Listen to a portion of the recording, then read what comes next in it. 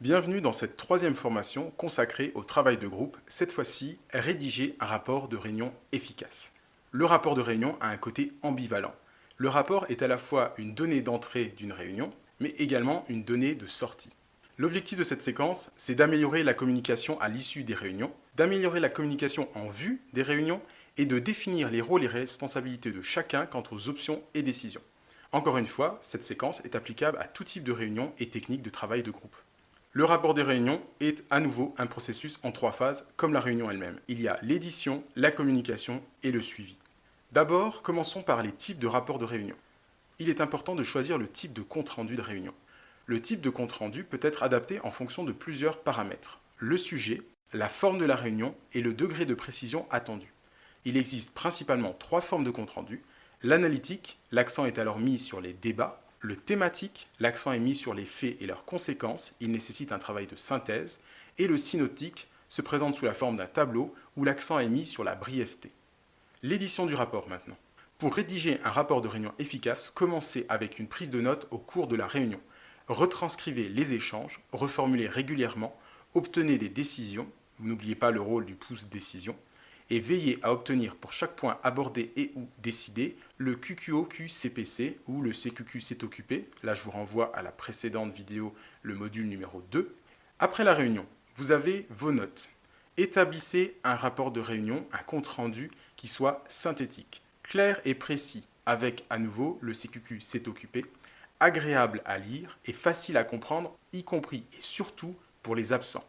Y intégrer notamment l'objet, bien sûr, pour savoir de quoi traite la réunion dans son ensemble, la date de la réunion, l'heure de début, l'heure de fin et le lieu.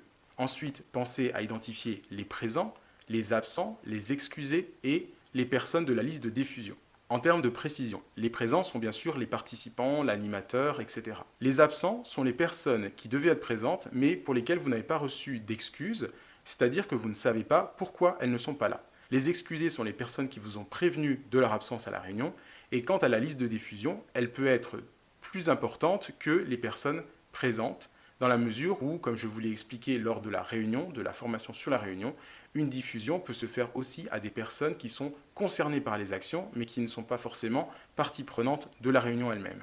N'oubliez pas d'ajouter le rédacteur et la date du rapport. La date du rapport, n'oubliez pas, un rapport se produit dans les 24 à 48 heures. Et le rédacteur, tout simplement parce qu'il y a des entreprises d'une certaine taille dans lesquelles c'est une personne du secrétariat qui réalise le rapport. Et donc, s'il y a une erreur, il est intéressant de contacter la bonne personne plutôt que le responsable de la réunion qui n'a peut-être pas rédigé le rapport. Et c'est un premier niveau de contrôle.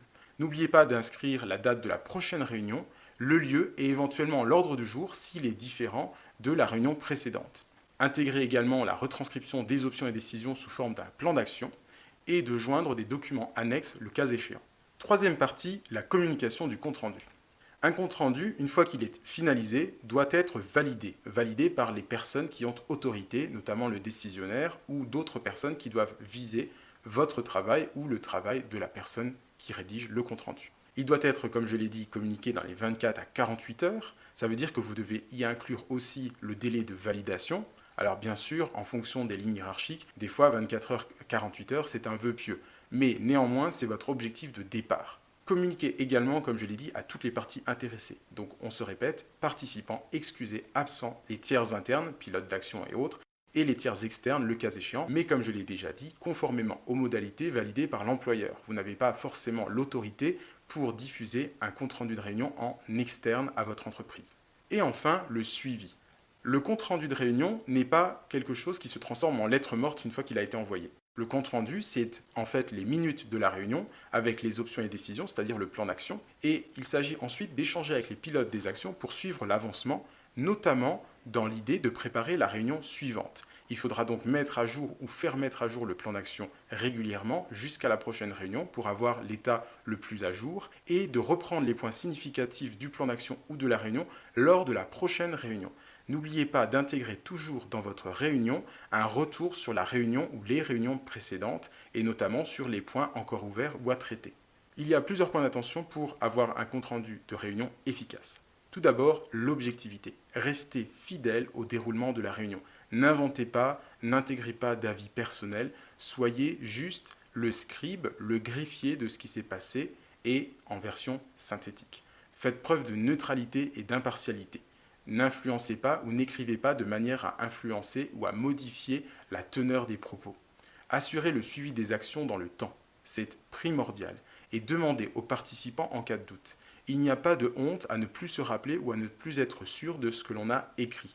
Et il sera toujours préférable de demander dans le délai des 24, 48, voire 72 heures aux participants ce qui avait été dit, voire de vérifier auprès de plusieurs participants pour rendre compte d'un compte-rendu juste, plutôt que d'inventer et de risquer une crise diplomatique avec des erreurs ou des mauvaises interprétations. Rédiger un rapport de réunion efficace vous permettra de communiquer, bien sûr, efficacement, de créer de la motivation, de gagner en efficacité et de responsabiliser les personnes. Vous retrouverez d'autres séquences sur le travail de groupe et bien plus dans la playlist des micro-formations de ma chaîne YouTube. N'oubliez pas, si ce n'est pas déjà fait, abonnez-vous, partagez, laissez un commentaire, chaque action compte. On se retrouve très bientôt pour une nouvelle séquence.